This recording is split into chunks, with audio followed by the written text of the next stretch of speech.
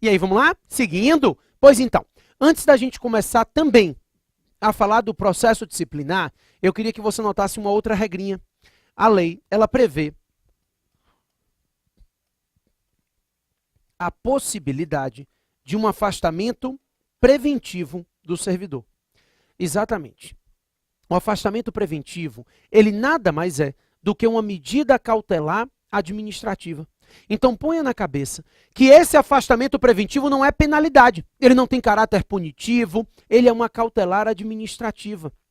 A justificativa aqui é muito simples. A lei diz que se a manutenção do sujeito no cargo puder atrapalhar o andamento do processo. Então, se a administração pública verifica que a manutenção do servidor no cargo pode atrapalhar o andamento do processo, então, esse sujeito pode ser afastado preventivamente. Ele vai ser afastado sempre que eu consigo demonstrar que a manutenção dele no exercício da função pode atrapalhar o andamento regular do processo administrativo. Vou explicar. Imagina que o sujeito é chefe das testemunhas. Então, enquanto ele estiver no cargo, ele consegue coagir as testemunhas a testemunharem de uma determinada forma. Ou ele tem acesso a documentos que serviriam de prova. Então, nessas situações, a administração pública vai demonstrar, vai comprovar que a manutenção do servidor no exercício da função pode atrapalhar a instrução processual, pode atrapalhar o andamento regular do processo. E aí, nesses casos, se for demonstrada que a manutenção dele no cargo pode atrapalhar o andamento regular do processo, ele pode ser afastado preventivamente. O afastamento preventivo ou provisório, então, como eu disse a vocês, tem essa natureza assecuratória, cautelar mesmo. É uma medida cautelar administrativa. A lei diz que esse afastamento pode se dar por, no máximo, 60 dias e que, excepcionalmente, devidamente justificado, pode ser prorrogado por mais 60. Esses prazos são prazos peremptórios, tá? Ou seja, passados os 60 dias, prorrogados por mais 60, ele volta ao exercício da função, ainda que o processo esteja em andamento. Então, ainda que o processo administrativo esteja em andamento, depois do prazo de 60 dias, ainda que tenha havido uma prorrogação por mais 60, ele obrigatoriamente vai ser afastado do exercício da função. Então, ele tem que ser afastado, porque são 60 dias prorrogáveis por mais 60. Esses 120 dias é um prazo peremptório de duração. No máximo 60, admite-se uma prorrogação. E, obviamente, como o afastamento preventivo, como eu já lhe falei, não tem caráter de penalidade, ele não pode ensejar a perda de remuneração do servidor. Esse afastamento preventivo se dará com remuneração, ou seja, sem prejuízo da remuneração do servidor. Ele vai ser afastado preventivamente e esse afastamento se dará sem prejuízo da remuneração. O afastamento preventivo, ele não vai ser, ele vai ser remunerado normalmente, porque se ele não fosse remunerado, seria como se ele estivesse sofrendo uma penalidade de suspensão sem processo. Eu não posso admitir a aplicação de nenhuma penalidade sem processo. Consequentemente, ele vai ser afastado preventivamente e esse afastamento preventivo se dará sem prejuízo da remuneração. Ele vai ser afastado com recebimento de todos os valores a título de remuneração dele. Ele não vai ser prejudicado em termos de remuneração em razão do afastamento preventivo, que não é punitivo, é cautelar, é assecuratório. Tá certo? Com ou sem afastamento, o primeiro processo administrativo regulamentado na lei é a sindicância. A lei, ela não traz uma regulamentação muito detalhada acerca da sindicância, porque ele é um processo administrativo simplificado mesmo. De acordo com o texto legal, só se pode instaurar a sindicância para aplicação de penalidades de advertência ou de suspensão por até 30 dias. Então, se a administração pública quiser aplicar uma penalidade de advertência ou suspensão por até 30 dias, ela pode fazer por meio de uma sindicância. Eu repito, isso não se confunde com a chamada sindicância investigativa ou sindicância preparatória, porque aí não tem nada a ver com a penalidade. Antes de qualquer instauração de processo administrativo, a administração pública, para apurar fatos, ela pode instaurar sindicâncias. Essas sindicâncias meramente investigativas ou preparatórias. Elas existem para a apuração de fatos. Então ele quer apurar alguns fatos e ele pode apurar esses fatos por meio dessa sindicância investigativa. Uma sindicância preparatória que não pode ensejar a aplicação de penalidade. Então a sindicância investigativa, ela vai apenas dar à administração subsídio para decidir se ele instaura o processo ou não. Porque muitas vezes a simples instauração do processo já macula a imagem do servidor, né? Então a administração pode ter esse cuidado de primeiro instaurar uma sindicância, verificar os fatos e verificar se realmente cometeu-se alguma infração. Então isso é possível.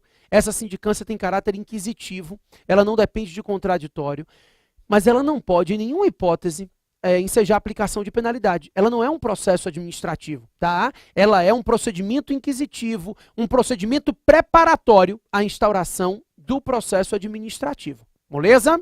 Perfeito.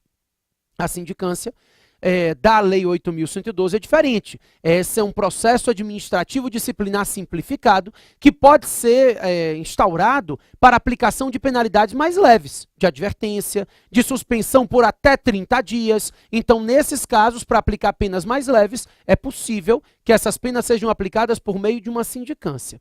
A lei diz o seguinte, essa sindicância aqui, ela deve durar, no máximo, 30 dias, prorrogáveis por mais 30. Lembrando-se que os prazos de duração de processos administrativos em geral, não é só o da sindicância, os prazos de duração de processo administrativo são prazos impróprios. Ou seja, eu estou lhe dizendo que eles são prazos impróprios porque o desrespeito ao prazo não gera a nulidade do processo. Então, não há nulidade do processo administrativo pelo desrespeito ao prazo. Então é prazo impróprio. Não há nulidade do processo pelo simples fato de ter sido desrespeitado o prazo de duração do processo. É claro que eu posso gerar a responsabilização de quem deu causa ao atraso, mas o fato desse prazo não ter sido respeitado não é por si só justificativa de declaração de nulidade desse processo administrativo. Então, esses processos administrativos têm prazo de duração, mas os prazos de duração regulamentados do processo administrativo são prazos impróprios, tá? É mais uma orientação do administrador. De qualquer forma, a lei diz que aqui o processo pode durar até 30 dias prorrogáveis por mais 30 e da sindicância existe a possibilidade de decorrer em 3 resultados. Então, a sindicância pode ensejar 3 resultados diferentes. Primeiro, é possível que dessa sindicância decorra o seu arquivamento. Essa é a primeira possibilidade. Descobriu que o servidor não cometeu infração nenhuma. E aí, se ele não cometeu infração nenhuma, a sindicância vai ser arquivada. Arquiva-se a sindicância pela ausência de infração. Ele não cometeu nenhuma infração, então vai haver o arquivamento da sindicância. Essa é a primeira possibilidade, tá? Arquiva a sindicância, porque ele não cometeu infração nenhuma, absorve o servidor. A outra possibilidade é exatamente o contrário. É possível verificar que no bojo da sindicância, o sujeito cometeu a infração. E aí, cometeu a infração, vai ser punido. Você já sabe que ele só pode ser punido por meio da sindicância, com a pena de advertência, ou então com a pena de suspensão, desde que não ultrapasse 30 dias. Então, a segunda possibilidade é que dessa sindicância decorra a aplicação da penalidade de advertência ou de suspensão por até 30 dias, tá? No entanto, e você vai concordar comigo, é possível que durante o processo administrativo de sindicância, produção de provas e tudo mais, se verifique que o sujeito cometeu uma infração mais grave. Então é possível que se apure uma infração mais grave durante a sindicância. Ele cometeu uma infração punível com demissão ou suspensão acima de 30. E aí, ele não pode aplicar nenhuma penalidade mais grave por meio da sindicância. E aí, nesses casos, a gente costuma dizer que da sindicância vai decorrer a instauração do processo administrativo disciplinar. Então, a terceira possibilidade é que a sindicância enseje a instauração do PAD. Verificada a infração mais grave, né, com o cometimento de uma infração para aplicação de penalidades de suspensão acima de 30, aí nesse caso não é possível aplicar a penalidade por meio da sindicância decorre a instauração do processo administrativo disciplinar. Eu repito que isso é excepcional, né? A princípio, ou não cometeu infração nenhuma, arquiva a sindicância, ou cometeu infração, vai ser punido pela sindicância. Agora, se a advertência ou suspensão até 30 não for suficiente para punir a infração praticada, instaura-se o PAD. E aí, pessoal, a instauração do PAD, o PAD propriamente dito, ela se dá por meio da portaria que designa a comissão processante. Então, o PAD vai ser instaurado por meio da portaria que designa a comissão. Pessoal, a gente sabe que a instauração de processos administrativos ela pode se dar de ofício ou mediante provocação. Né?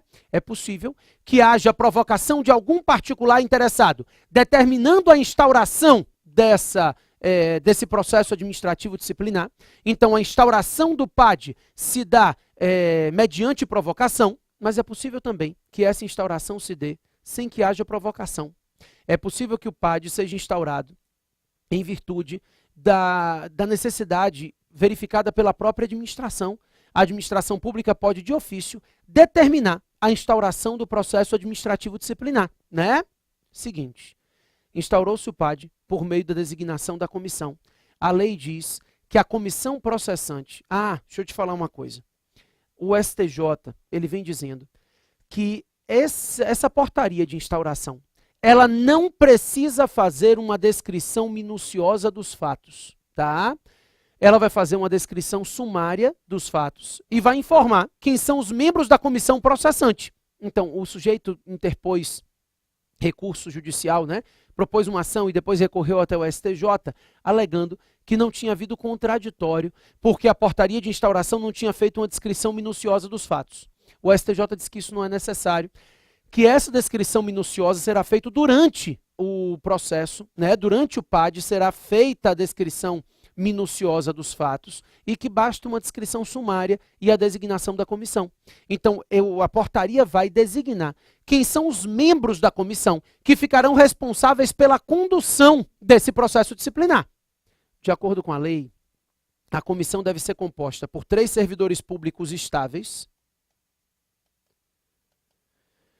Então, não basta serem efetivos, como a gente viu lá na comissão de licitante, né, em caso de licitação. No PAD, não. A lei diz que devem ser 3 servidores públicos, não só de cargo efetivo, mas que já adquiriram estabilidade. A estabilidade é indispensável aqui, não basta a efetividade. Então, a lei diz que a comissão é composta por 3 servidores públicos estáveis. E esses 3 servidores estáveis, eles não podem ser nem parentes até o 3º grau civil e nem cônjuge ou companheiro do acusado. Tá? Então, os 3 servidores estáveis não podem ser parentes até o 3º grau civil do acusado e nem cônjuge ou companheiro. Parente até o 3º grau civil, a gente sabe, tio e sobrinho, né? Cônjuge não é parente. O casamento gera parentesco com a família do cônjuge, mas o cônjuge em si não é parente. Então, a lei expressamente fala que são parentes até o 3º grau civil, que não podem fazer parte da comissão, e também não podem fazer parte da comissão cônjuges ou companheiros do acusado. Esses serão parciais. É uma presunção legal de que esses membros da comissão seriam parciais. Seria impossível manter a imparcialidade de um parente até o 3º grau civil ou de cônjuge ou companheiro. Então, nesses casos, a lei veda expressamente que eles participem da comissão processante. Então, além de serem estáveis, não podem ser parentes até o 3º grau civil e nem cônjuge ou companheiro do acusado. Certo? Perfeito. Daí, o que acontece? Além disso, quando a gente fala da comissão do processo administrativo disciplinar, um dos membros da comissão, porque a comissão é composta por 3 membros, né? Não é no mínimo, aqui são 3 servidores estáveis. Um deles é o presidente da comissão. Então, se o presidente da comissão é membro da comissão, você já sabe 2 coisas acerca dele. Esse presidente é estável e esse presidente não é parente até o 3º grau civil e nem cônjuge ou companheiro do acusado, porque essa é uma regra que vale para todos os membros da comissão, inclusive o presidente. Então, inclusive o presidente vai seguir essa regra. Todos os membros da comissão, inclusive o presidente, não podem ser parentes até o 3º grau civil e também não podem ser cônjuge ou companheiro do acusado, tá? Agora, além disso, a lei estabelece que o presidente da comissão deve ter cargo, ou nível de escolaridade igual ou superior ao do acusado. Então, além de ser estável e além de não ser parente até o 3º grau civil, cônjuge ou companheiro, o presidente da comissão, e aí essa é uma regra aplicável somente a ele deve ter cargo ou nível de escolaridade igual ou superior ao do acusado. Então, a Lei 8.112, ela determina que esse presidente da comissão siga essa regra a mais. Ele deve ser um servidor público que tenha ou o cargo ou o nível de escolaridade igual ou superior ao do acusado no processo disciplinar, tá? Então, o cargo ou o nível de escolaridade dele deve ser igual ou superior ao do acusado. Essa é uma regra objetiva. A doutrina vem dizendo que é uma regra sucessiva, né? Então, a priori, se busca alguém que tenha o cargo igual ou superior do acusado, não havendo, então vai se considerar e vai se admitir com o nível de escolaridade igual ou superior. Na verdade, isso é uma interpretação doutrinária, é uma praxe administrativa, né? Então, lá na PFN, o procurador não vai ser o presidente da comissão alguém que tenha nível superior, mesmo que seja um servidor público ali da atividade meio. Então, o analista não poderia ser, quer dizer, de acordo com a lei, poderia ser presidente da comissão. A praxe é que você procure alguém com o mesmo cargo ou nível de escolaridade, tá? Então, um outro procurador, né? Então, a ideia é de que esse cargo também seria relevante. Então, na prática, a lei acaba permitindo só o nível de escolaridade, mas não é o que vem sendo feito, tá certo? Maravilha. Instaurado o PAD, passa-se a fase de inquérito administrativo. O inquérito aqui não é apartado, não é como um inquérito civil, como um inquérito policial, que são autos apartados, nada disso. É uma fase do processo. Nós temos instauração, inquérito e julgamento. Então, o processo administrativo, ele se desenvolve nas 3 fases: instauração, inquérito e julgamento. São as 3 fases do processo administrativo disciplinar, tá? O inquérito administrativo, que é uma das fases do PAD, a gente vai dividir ele em 3 momentos diferentes, tá? Subfases. Então, nesse inquérito, nós temos a instrução processual, a apresentação de defesa e a elaboração do relatório, o relatório da comissão. Então, dentro do inquérito administrativo serão produzidas as provas, a instrução processual vai ser feita, depois vai ser apresentada a defesa do acusado e depois disso vai ser elaborado um relatório da comissão. Então, instrui-se o processo, apresenta-se defesa depois da instrução processual e a comissão elabora um relatório. Sobre a instrução processual, a lei é bem ampla, tá? A gente sabe, falei isso com vocês no módulo 1, que um dos princípios aplicáveis aos processos administrativos em geral é o princípio da busca pela verdade real. Então, em sede de processo administrativo, a administração não se contenta com aquela verdade que está nos autos, né? Deve-se buscar a verdade real, a realidade dos fatos, aquilo que realmente aconteceu. Então, a busca pela verdade real, ela é inerente à estrutura de um processo administrativo. Por isso, se admitem no processo administrativo todos os meios de prova, desde que tenham sido obtidos licitamente, tá? Então, a gente sabe que até no processo civil hoje não se admite mais aquela ideia de verdade formal, né? Isso é meio superado, mas em processo administrativo já é tradicional essa dicotomia e a ideia de que no processo administrativo o que se busca é a realidade dos fatos. Todos os meios de prova, desde que tenham sido obtidos licitamente, são admitidos em processo administrativo disciplinar, tá? Inclusive a prova emprestada. A gente teve um julgado, eu vou te explicar ele, mas depois ele foi reiterado várias vezes, isso tem caído muito em prova. O sujeito, ele estava respondendo pelo mesmo ato na esfera administrativa e judicial. Daqui a pouco a gente vai ver que isso não tem problema nenhum. Mas ele estava respondendo administrativamente e judicialmente pelo mesmo fato. Judicialmente, determinou-se a quebra do sigilo das conversas telefônicas. E aí, esse grampo telefônico que foi feito acabou por verificar que ele tinha cometido a infração. Ele foi punido, né, na esfera judicial e a administração pública pegou emprestada essa prova, para a produção na esfera administrativa. Então, pegou-se emprestada a prova de quebra do sigilo das conversas telefônicas e, em virtude dessa prova emprestada, ele foi punido na esfera administrativa. Pessoal, ele foi ao judiciário dizer que não podia. Porque como a quebra do sigilo telefônico não é admitida no processo administrativo, pegar essa prova emprestada da esfera judicial seria como produzir essa prova sem previsão legal. Então, por via transversa, estaria se produzindo a prova de quebra do sigilo das conversas telefônicas. Então, ele não poderia sofrer a penalidade em razão dessa prova. O STJ disse o quê? Nada feito. A prova emprestada, ela tem natureza de prova documental. Então, desde que ela tenha sido licitamente produzida na origem, ela pode sim ser emprestada e utilizada no processo administrativo. Então, ela é uma prova documental. A prova emprestada entra no processo administrativo como prova documental. Então, o único requisito obrigatório é que essa prova tenha sido licitamente produzida na origem. E, isso tem caído muito em processo, em prova de vocês, tá? Falar de prova emprestada, isso adora cair nas provas de vocês agora. Então, anote aí, quando eu falo de todos os meios de prova, eu estou falando, inclusive, na possibilidade da prova emprestada. Não sei como é que vocês anotam o que eu escrevo, cada vez minha letra fica pior. É porque cada vez a gente escreve menos, né? Agora a gente digita tudo, eu tô com um ler nesse dedo, e não tô brincando não. Esse dedo aqui, de fazer assim, tá começando a doer a junta. Você já imaginou? Pois é, porque a gente fica mandando mensagem, o corretor corrige, manda tudo errado, né? Eu odeio aquele corretor, nossa senhora, que corretor irritante aquele do iPhone. Enfim, no outro dia, eu tinha uma aluna chamada Jamile, ela mandou uma dúvida, eu respondi, querida Jamile, e aí respondi. Quando eu mandei a resposta, eu vi que o corretor botou assim, já tinha mandado, querida Mamilos. Pois é. Aí você corrige, né? Bota aquele asteriscozinho, Jamile. Mas a merda já foi. Como é que você manda a pessoa querida Mamilos? Então, é o corretor. Mas a gente não tira porque a gente também não tem condição de ficar digitando tudo sem errar uma letrinha. Então, ele acaba ajudando mais do que atrapalhando. É um inferno. Enfim, na instrução processual eu quero um detalhe.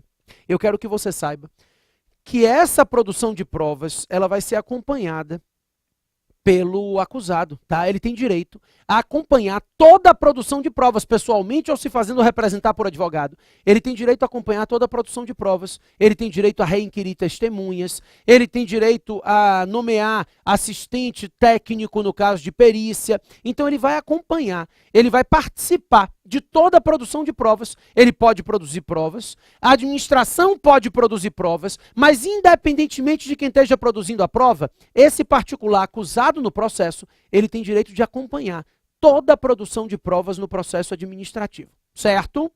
Perfeito. Daí, depois que as provas são produzidas, ele é chamado para apresentação de defesa. O prazo para defesa, 10 dias. Então a lei diz que ele tem 10 dias para apresentação de defesa, tá? 10 dias é a regra geral, porque a própria lei traz algumas exceções. Mas, a princípio, o prazo para apresentação de defesa é de 10 dias. Se o sujeito não for encontrado, aí a citação dele vai ser feita por edital. E se a citação dele for feita por edital, ao invés de 10, ele vai ter 15 dias para apresentação de defesa, tá? Então, a princípio, o prazo para a defesa é de 10 dias.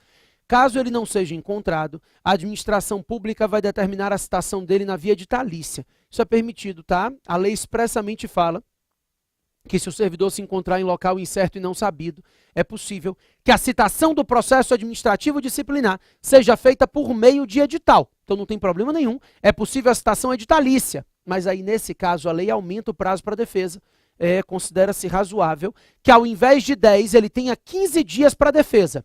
Sempre prazos em dias corridos, tá? Não são dias úteis. Aquelas regras do CPC que muda a contagem de prazo processual significa a mudança de contagem de prazo processual judicial. Então, nos processos judiciais atrelados ao processo civil, os prazos de contagem eles vão ser feitos em dias úteis. Bacana.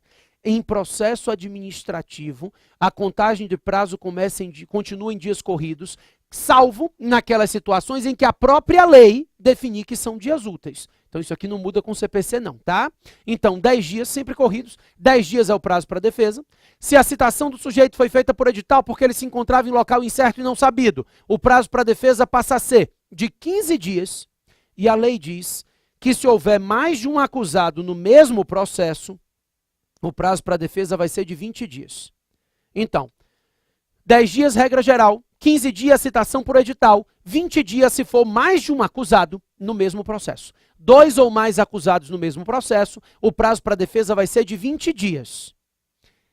Além disso, se for necessária a realização de diligências indispensáveis para a apresentação de defesa, o servidor ele pode demonstrar isso, informar que é necessária a realização de algumas diligências indispensáveis à apresentação de defesa e que essas diligências estão atrasando o andamento do processo. Nesse caso, o prazo para a defesa, ao invés de 10 ou de 15 ou de 20, ele poderá ser duplicado.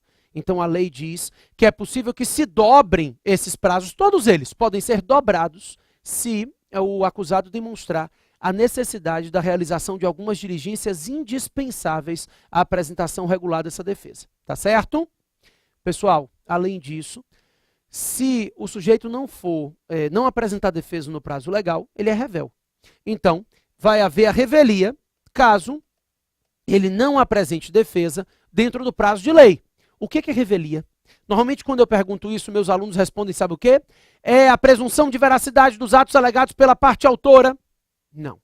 Isso é um dos efeitos da revelia no processo civil. Então, no processo civil, um dos efeitos da revelia é que serão considerados válidos todos os fatos alegados pela parte autora. Então, esses são efeitos da revelia, tá? Isso não é revelia. Revelia é não apresentação de defesa. No processo civil, a não apresentação de defesa, que é a revelia, gera como efeitos presunção de veracidade, não intimação dos atos subsequentes. No processo administrativo, não. Se ele for revel, ou seja, se ele não apresentar defesa no prazo de lei, se operar revelia, vai ser designado para ele um defensor dativo. Então, em caso de revelia, o que há é a designação de um defensor dativo para esse sujeito. Então, se ele é revel, se designa para ele um defensor dativo. Vai se dar a ele um defensor para apresentar defesa no lugar dele. O processo não pode seguir sem defesa, tá?